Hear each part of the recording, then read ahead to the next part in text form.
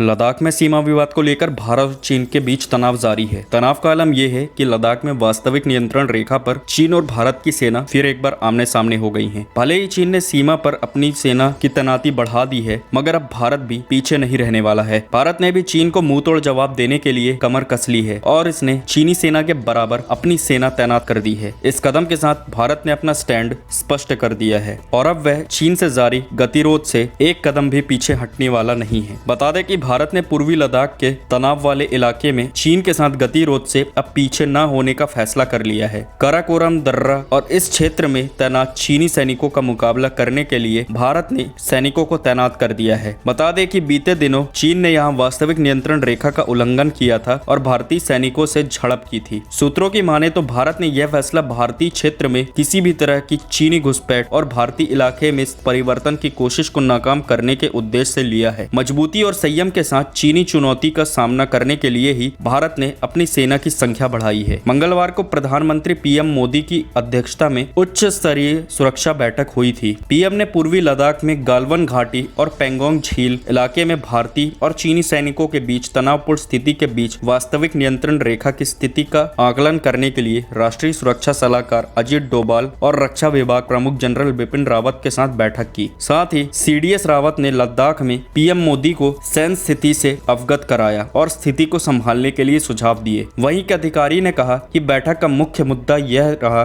कि हम वास्तविक नियंत्रण रेखा पर यथास्थिति में कोई बदलाव नहीं होने देंगे। उन्होंने कहा, हमने अतीत में भी ऐसी स्थितियों का सामना किया है और हम आगे भी इस हालात का सामना ताकत और संयम के साथ ही करेंगे। वहीं कुछ सूत्रों ने यह भी कहा कि पर्दे के पीछे स्थिति सामान्य करने की कोशिश हो रही है, लेकिन भारत ने स्पष्ट संकेत दिए हैं कि वह अपना कदम पीछे नहीं खींचेगा। एक सूत्र ने यह भी बताया कि दोनों पक्षों के करीब 20 दिन तक चले गतिरोध के मद्देनजर भारतीय सेना ने उत्तर सिक्किम, उत्तराखंड, अरुणाचल प्रदेश और लद्दाख के संवेदनशील सीमावर्ती इलाकों में अपनी मौजूदगी उल्लेखनीय ढंग से बढ़ाई है और यह संदेश दिया है कि भारत चीन के किसी भी आक्रामक सैन्य रुख के आगे रुकने वाला नहीं है। अब भारतीय सुरक्षा अधिकारियों के मुताबिक इस इलाके में चीनी कार्रवाई का फोकस क्षेत्र पर हावी होना और भारत को दरबूक श्योक दौलत बैग ओल्डी सड़क को पूरा करने से रोकना है। सड़क का निर्माण पूरा हो जाने के बाद भारत को एक बड़ा फायदा पहुंचेगा और सैन्य आवाजाही और सैन्य पहुंच आसान हो जाएगी। इस तनातनी का अहम हिस्सा दौलत बैग ओल्डी में एक पुल का निर्माण है जिसे चीन रोकना चाहता है। वहीं अधिकारियों ने नाम न जाहिर होने देने की शर्त पर कहा कि भारत सैनिकों, क्षमता और संसाधनों के मामले में चीन के खिलाफ डटकर खड़े होने का फैसला किया है। बता दें कि लद्दाख सेक्टर में चीन ने अपनी ओर से करीब 5000 सैनिकों को तैनात किया है। हालांकि भारत ने भी सीमा पर सैनिकों की संख्या में इजाफा किया है। दरअसल पूर्वी लद्दाख में वास्तविक नियंत्रण रेखा के पास कई क्षेत्र में भारतीय और चीनी सैनिकों के बीच तनाव 2017 के डोकलाम गतिरोध के बाद यह सबसे बड़ी सैन्य तनातनी का रूप ले सकती है। चीन चोरी चुपके धीरे धीरे अस्थायी निर्माण को मजबूत कर रहा है। डोकलाम विवाद 18 जून 2017 में हुआ था, जब करीब 270 से 300 भारतीय सैनिकों ने डटकर मुकाबला कर चीन के सड़क निर्माण को रोक लिया था। चीनी सेना के साथ 73 दिनों तक यह गतिरोध जारी रहा था और भारतीय सेना ने चीनी सैनिकों के मंसूबे पर पूरी तरह से पानी फेर दिया था। तो पीपल्स, इसी के साथ करता हूँ मैं इस वीडियो को खत्म। वीडियो की जानकारी अच्छी लगी हो तो इसे लाइक करें, चैनल को सब्सक्राइब करें और साथ ही लेटेस्ट अपडेट्स पाने के लिए जुड़े रहें हिंदुस्तान मिरर के साथ। धन्यवाद।